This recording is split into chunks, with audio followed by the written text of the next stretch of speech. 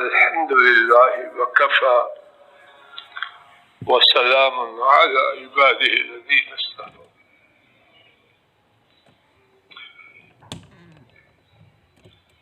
اللہ مالک کی توفیق سے ہم کتاب اذکار مصائب پڑھ رہے ہیں.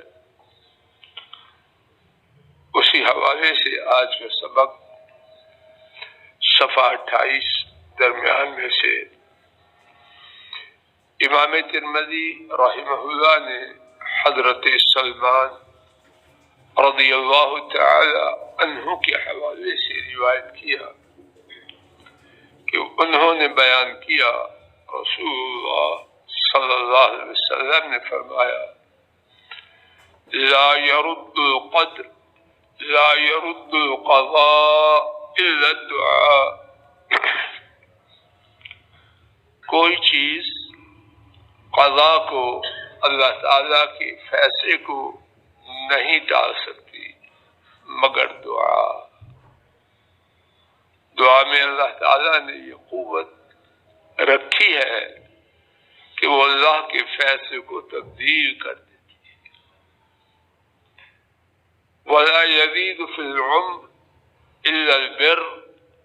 اور عمر میں کوئی چیز زیادتی نہیں کرتی مگر نیکی.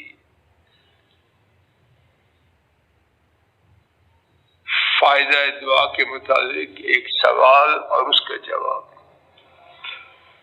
دو علماء کے اقوال علامہ غزالی لکھتے ہیں اگر تم نے کہا جب تقدیر کو رد کرنے والی کوئی چیز نہیں تو پھر دعا کا کیا فائدہ ہے. سو جان لیجیے کہ بلا شبہ تقدیر ہی میں دعا کے ساتھ مصیبت کا ٹل جانا ہے. دعا کے ساتھ تقدیر کا ٹل جانا ہے. اور دیکھیے بیماری اس کے علاج کے لیے دعائیاں وغیرہ ہوتی ہیں لیکن کئی دعائیاں ایسی ہوتی ہیں کہ ہر آدمی کے اپروچ میں نہیں ہوتی. دوائی تو ہے لیکن اتنی مہنگی ہے کہ ہر آدمی خرید نہیں سکتا یا شارٹ ہے. کتنی رکاوٹیں ہوتی ہیں دوائی کے لینے میں لیکن یہ دعا ایسا علاج ہے جو ہر ایک کی اپروچ میں ہے. اور اس کے لیے ٹائم کی کوئی پابندی نہیں, جگہ کی کوئی پابندی نہیں.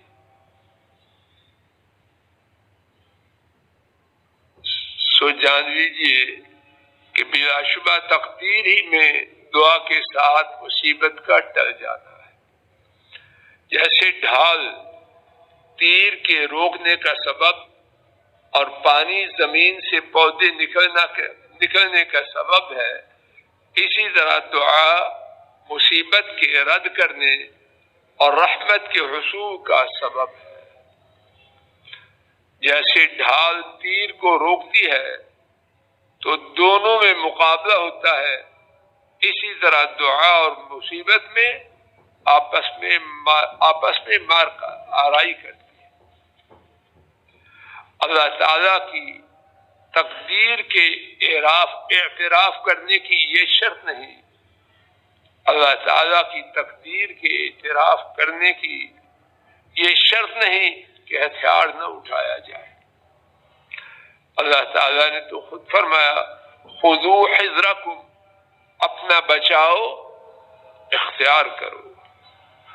اور نہ ہی تقدیر الہی کے اعتراف کی یہ شرط ہے کہ بیج پھیلانے کے بعد زمین کو پانی نہ دیا جائے اور کہا جائے اگر پودے کا نکلنا تقدیر میں پہلے سے ہوا تو بیج سے پودا نکل آئے گا.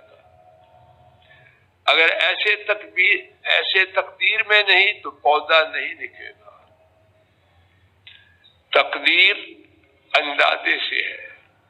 جس نے خیر کو مقدر کیا اللہ تعالیٰ نے, اس نے اسے سبب کے ساتھ مقدر کیا. صحت ہے اور اللہ تعالیٰ نے دعا کے ساتھ مقدر کیا. کھانا ہے لیکن دعا کے ساتھ دعا کرے گا کھانا دے دوں گا, دعا کرے گا بیماری سے بچا لوں گا. اور جس نے شر کو مقدر کیا اسی نے اسے دور کرنے کے لیے سبب کو مقدر کیا، سبب بھی انہوں نے بنایا ہے۔ اہل بصیرت کے لیے ان باتوں میں کوئی تعارض نہیں۔ خلاصہ دعائیں دعائیں دعائیں خوب کریں۔ امام ابن قیم لکھتے ہیں بلا شبہ جو مقدر میں ہے اسے اسباب کے ساتھ مقدر کیا گیا، اور اسی کے اسباب میں سے دعا ہے۔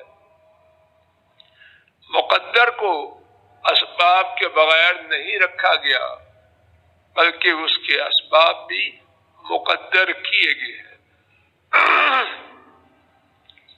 جب بندہ اسباب اختیار کرتا ہے تو مقدر واقع ہو جاتا ہے، اور جب سبب استعمال نہیں کرتا تو مقدر نہیں ہوتا۔ جس طرح کھانے پینے سے سیر ہونا اور پیاس کا ختم ہونا مقدر کیا گیا ہے، ازدواجی تعلقات سے بچے کا ہونا مقدر کیا گیا ہے۔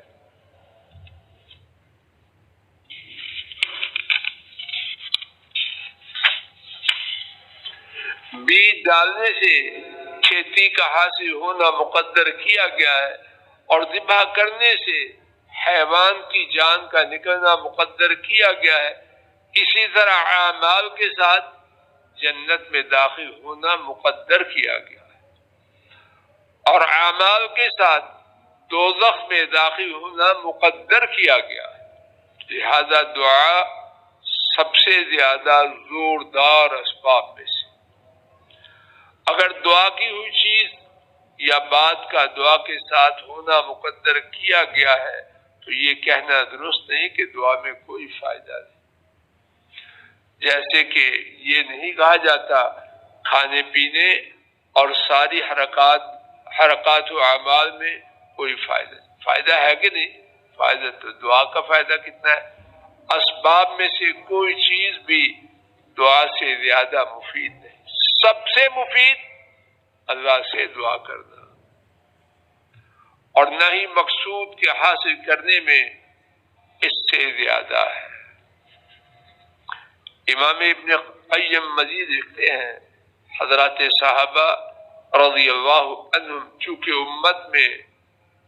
امت میں سے اللہ تعالیٰ اور ان کے رسول کریم صلی اللہ علیہ وسلم کو سب سے زیادہ جاننے والے اور ان کے دین کی سب سے زیادہ سمجھ رکھنے والے تھے، اس لیے وہ اس سبب یعنی دعا اور اس کی شروط و آداب کے بارے میں دیگر سب لوگوں کے مقابلے میں زیادہ درست طریقے والے تھے۔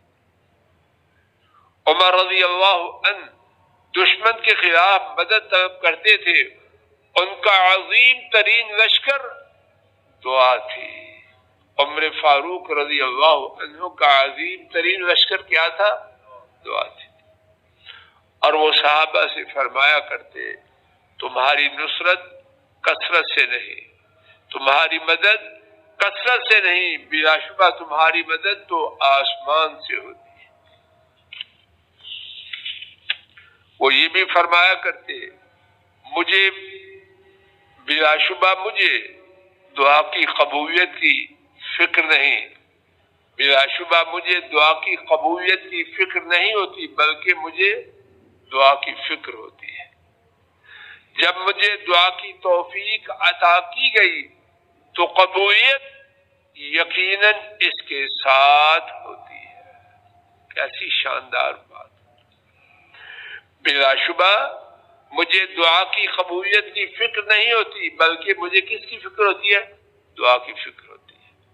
جب مجھے دعا کی توفیق عطا کی گئی تو قبولیت یقیناً اس کے ساتھ ہوتی ہے۔ ایک شاعر نے اسی معنی کو شعر کی صورت میں پیش کیا ہے۔ اس نے کہا لو لم ترد نیل ما ارجو واطلبہ، اللہ سے عرض کرتا ہے اگر میرا جس کی مجھے امید ہے جو مانگ رہا ہوں، اگر آپ آپ چاہتے کہ وہ مجھے نہ ملے من جود کفیک ما علمتنی طلبا، یعنی اگر آپ کے مبارک ہاتھوں سے مجھے وہ نہ ملنا ہوتا جو میں مانگ رہا ہوں تو آپ مجھے مانگنے کی توفیق ہی نہ دیتے۔ کیا مقصد؟ جب آپ نے مانگنے کی توفیق دی ہے تو آپ نے مجھے عطا فرمانا ہے۔ کتنا یقین کا اظہار ہے۔ جس شخص کو دعا کرنے کی توفیق دی گئی تو اس کے لیے شرف قبولیت کا ارادہ کیا گیا، کیونکہ اللہ سبحانہ نے خود فرمایا ادعونی استجیب لکم، تم مجھ سے دعا کرو میں تمہاری فریاد کو سنتا ہوں۔ انشاءاللہ اسی مقام سے آئندہ سبق میں گفتگو کا آغاز کریں گے۔ اللہ تعالیٰ اپنے فضل و کرم سے ہمارے گناہوں کی وجہ سے ہم پہ جو مصیبت آ چکی ہے اللہ دور فرما دے۔ اللہ پاک اس مصیبت کو دور فرما دے۔ اے اللہ اس مصیبت کو دور فرما دے۔ اے اللہ جو اس مصیبت کا نشانہ بچ چکے ہیں اپنے فضل و کرم سے امت کے ان تمام لوگوں کو شفا دے دے۔ اے اللہ امت کے تمام لوگوں کو شفا دے دے، اور اے اللہ جو بچے ہیں اپنی رحمت سے انہیں ہمیشہ ہمیشہ بچانا۔ اے اللہ جو بچے ہیں ہمیشہ ہمیشہ بچانا۔ اے اللہ ہمارے گناہوں کی وجہ سے یہ مصیبت آئی ہے، اے اللہ اپنی رحمت سے ہمیں گناہوں سے سچی توبہ نصیب فرما دے۔ اے اللہ گناہوں سے سچی توبہ نصیب فرما دے۔ اے اللہ گناہوں سے سچی توبہ نصیب فرما دے۔ اے اللہ امت پہ رحم فرما۔ اے اللہ امت پہ رحم فرما۔ اے اللہ ہم نالائقوں ناکاروں نکموں پہ رحم فرما۔ اے اللہ پوری امت پہ رحم فرما، ہم پر رحم فرما۔ اے اللہ ہمارے گھر والوں پہ رحم فرما۔ اے اللہ ہمارے کنبوں پہ رحم فرما۔ اے اللہ ہمارے بہن بھائیوں پر، ان کے کنبوں پر اپنی رحمتوں کی برکھا برسا۔ اے اللہ مصیبت سے بچا، مصیبت سے بچا، مصیبت سے بچا۔ اے اللہ جو پھنس چکے ہیں ان کو نجات عطا فرما۔ ربنا تقبل منا انك انت السميع العليم، وصلى الله تعالى على خير خلقه وعلى آله وأصحابه وأهل بيته وأتباعه إلى يوم الدين، آمين يا رب العالمين۔